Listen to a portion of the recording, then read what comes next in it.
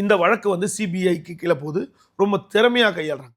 இப்போதான் இங்கே மாட்டிக்கிறாங்க காவல்துறையில். எப்படி சார் என்னன்னா, இவர்கள் வந்து கொடுமையாக தாக்கிட்டு, அவர்களை கொடூரமாக தாக்கிட்டு, அவர்களை உடைகளை மாற்ற சொல்லி, அந்த ரத்தம் படிந்த உடைகளை காவல் நிலையத்திற்கு அருகே இருக்க குப்பைத்தொட்டியில் போட்டாங்க.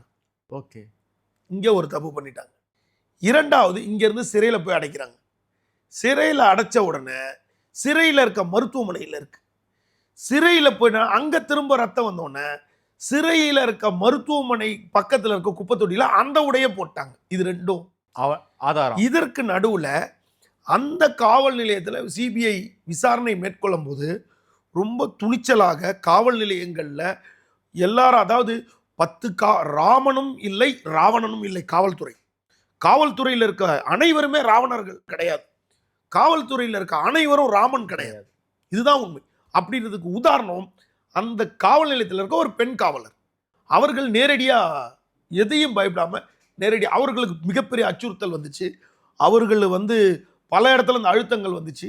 அதையும் மீறி அவங்க வந்து நேரடியாக சாட்சி சொல்லி அவங்க வந்து உண்மையான ஸ்டேட்மெண்ட், நியாயத்தின்படி ஸ்டேட்மெண்ட் கொடுத்தாங்க.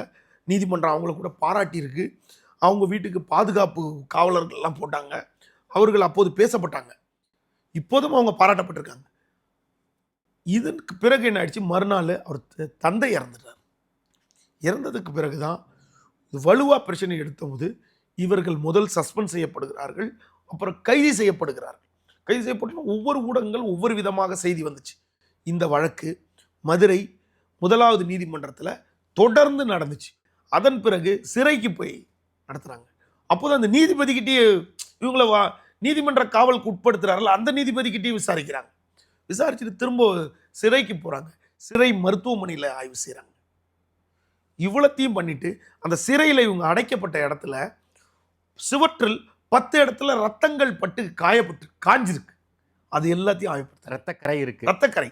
அப்போ இந்த உடல் கூறு ஆய்வுன்றது வேற, உடலோட பாகங்கள் ஆய்வு செய்யறது வேற. நம்ம சென்னைக்கு வந்து அது வந்து உடல் கூறு ஆய்வு இல்லாம ஒவ்வொரு பாகங்களும் ஆய்வுக்கு உட்படுத்தப்படுது. இது அனைத்தையுமே வந்து காவல்துறை வந்து சிபிஐ வந்து முழுவதுமா தாக்கல் செய்து நீதிமன்றத்தில். இப்போது வந்து அவங்க பேர்ல வந்து கொலை வழக்காக பதிவு செய்யப்படும்.